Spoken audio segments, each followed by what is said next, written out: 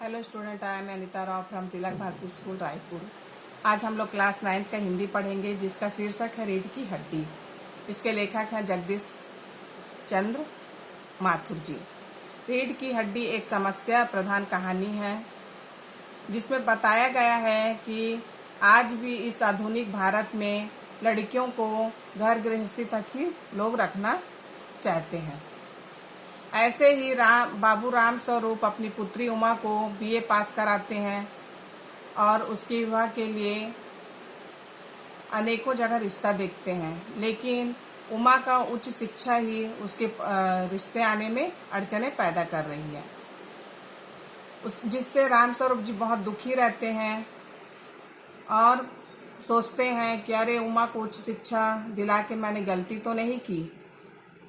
उनका एक मित्र रहता है बाबू गोपाल प्रसाद, जो पेशे से वकील रहता है। उनका एक पुत्र रहता है शंकर। राम स्वरूप जी उमा का विवाह गोपाल प्रसाद के पुत्र से करने के लिए सहमत हो जाते हैं। गोपाल प्रसाद और उनका पुत्र शंकर उमा के यहाँ एक निश्चित समय पर उमा को देखने आने वाले थे।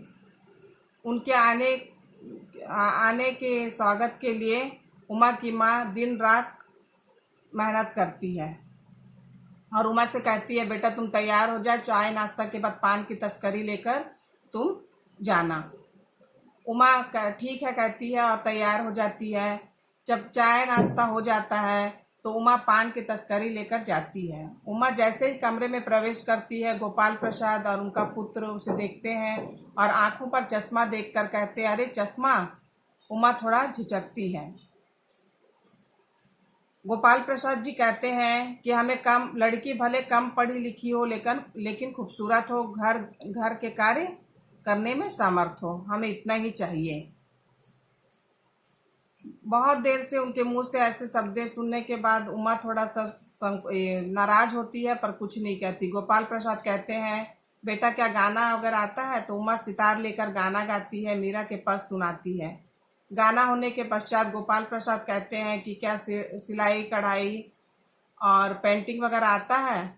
तो उमा चुप रहती है, जिससे गोपाल प्रसाद जी थोड़े नाराज हो जाते हैं। यह देखकर राम स्वरूप जी कहते हैं, बेटी कुछ तो जवाब दो। तो उमा थोड़े तेज लेकिन थोड़े धीरे आवाज में कहती है कि क्या जवाब दूं बाबूजी? जब दुकान में टेबल कुर्सी लेने जाते हैं, क्या टेबल कुर्सी से पूछा जाता है उसे बेचना है कि नहीं? लड़कियों को तो कहीं भी भेड़ बकरियों की तरह किसी भी खूंटे से बांध दिया जाता है। और ये जो महाशय मुझसे इतना क्वेश्चन पूछ रहे हैं बार बार, इनसे पूछो इनका पुत्र कैसा है। मैं अभी चाहूँ तो शंकर का पूरा उसकी चरित्रहीनता एक एक पोल खोल सकती हूँ। यह सुनना था कि पिता पुत्र दुम दबाकर वहां से भाग जाते हैं। उसी समय नौकर मक्खन लेकर कमरे में प्रवेश करता है। आज के लिए इतना है। धन्यवाद।